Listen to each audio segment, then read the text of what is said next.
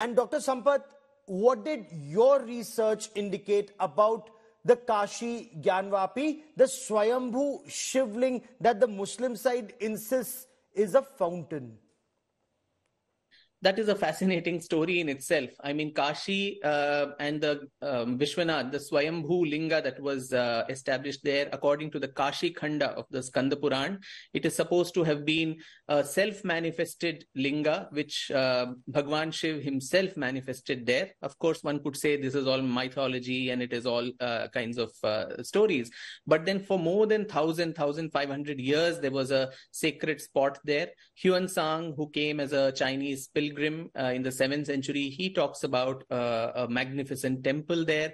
In the 10th century, when the Gahadwala rulers were, made Kashi their capital, that is when, Lakshmi Dhara, one of the first courtiers in the Gahadwal court, wrote an extremely, expansive treatise called Kritya Kalpataru in Sanskrit, in which the beauty of Kashi, its Mahatmyam as a sacred spot and the primacy of this temple have also been discussed. And over the ages, Gaurav, 10th century is there, then the Kashi Khand you have, the Kashi Rahasya as part of the Brahma Vaivarta Puran, that also talks about Kashi's greatness. You had people like Vachaspati Mishra in 1460 or so who wrote the Tirtha Chudamani, also talking about Kashi and its greatness. And the person who is credited with resurrecting the temple, which faced series of iconoclastic waves. It started in 1194, as I said, with Kutubuddin Aibak, then Razia Sultan in 1236, 1240, that range. There was a mosque built there.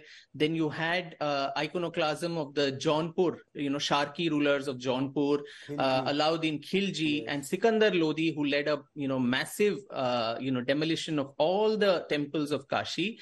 And the final wave was with Aurangzeb in 1669. But the person just before Aurangzeb destroyed that mosque, it was Narayan Bhatt. These were Maharashtrian Brahmins who came from Maharashtra, settled down in Kashi, and created this resurrection of Kashi as and its consciousness in the dharmic, people of India.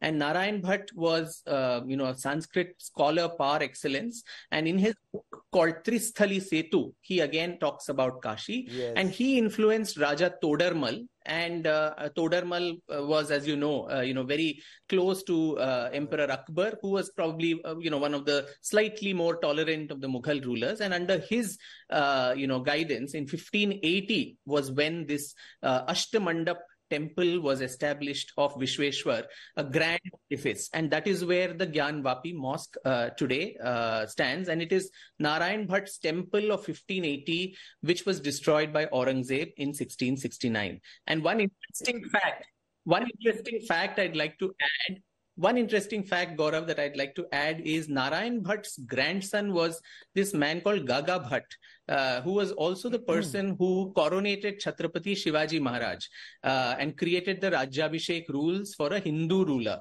And quite coincidentally, 2 days back, the old gentleman who was there, Dikshit, who also led the Pran Pratishtha of the Ramlala in Ayodhya, is a descendant of Narayan Bhatt and Gaga Bhatt. In a way, there is a continuum, so to say, of this lineage. Okay.